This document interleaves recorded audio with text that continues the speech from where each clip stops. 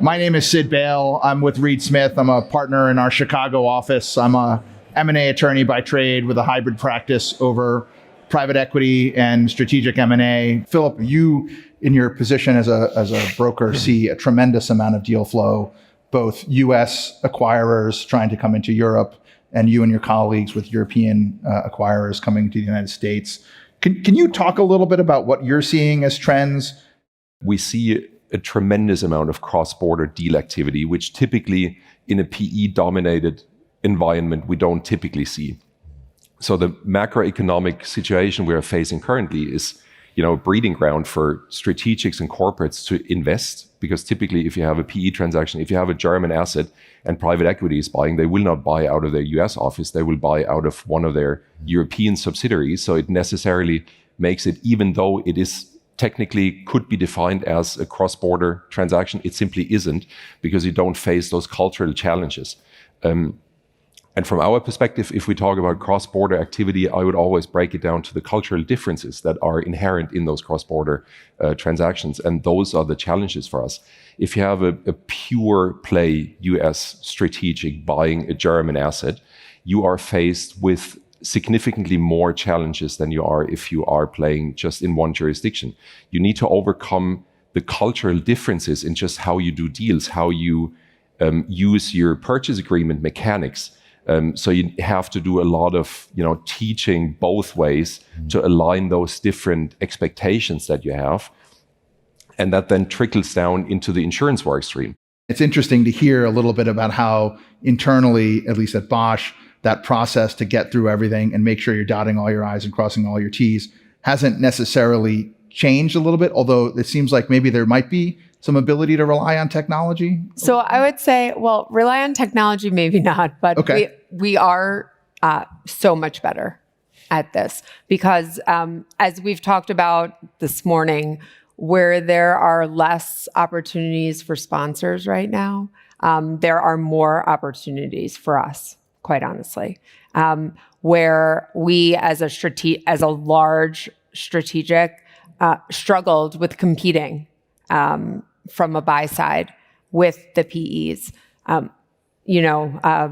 unable to use W&I the right way and unable to get to even, the bid process in a competitive manner.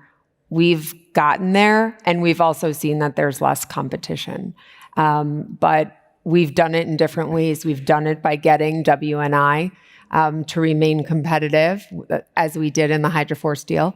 And we do it as we did when we bought from a PE recently in the TSI deal, by self-insuring, sorry.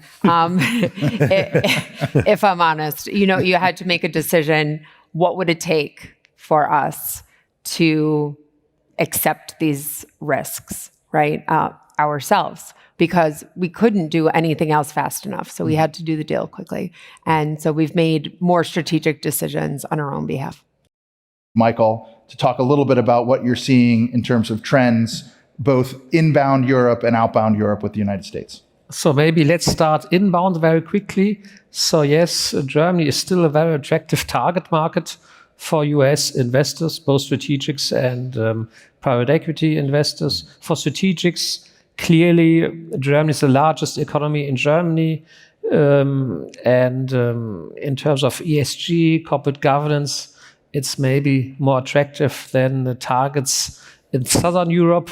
If you think of UK with a Brexit, here maybe Americans see also quite some uncertainties.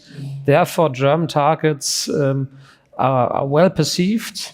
If you think outbound, I think German buyers did quite some mistakes 10, 15 years ago in acquiring large companies, but not having the management skills, both to assess and then afterwards to run these American operations. This has changed over time, and German companies have been quite successful in recent years doing acquisitions over there. Steve, you want to jump in a little bit more, maybe from the sponsor side?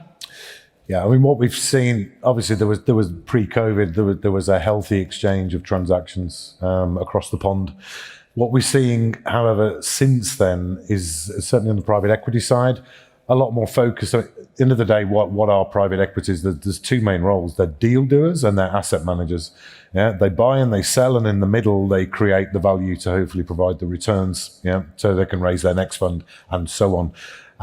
What we are seeing, certainly since COVID, after that initial wave and frenzy that happened in 21, when the markets opened back up again, is very portfolio focused. Why? Because the deals market per se is soft, and it has been soft. It will be soft for another 6 to 12 months going forward.